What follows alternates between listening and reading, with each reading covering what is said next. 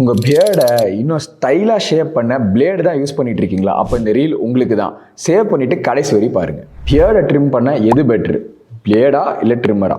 முக்கியமான விஷயமே இதுதாங்க. பிளேட் யூஸ் பண்ணச்ச நம்ம ஸ்கின்ல மைக்ரோ கட்ஸ் வரக்கூடிய வாய்ப்புகள் அதிகமாக இருக்குது. இது பேசிக்லி பாக்டீரியாவுக்கு நம்ம பாடிக்குள்ள என்ட்ராக ஒரு ஈஸியான ரூட்டை போட்டே தருது. பிளேடு உங்கள் ஹேரை ரொம்ப ஷார்ப் அண்ட் க்ளோஸரான ஆங்கிளில் ரிமூவ் பண்ணுது.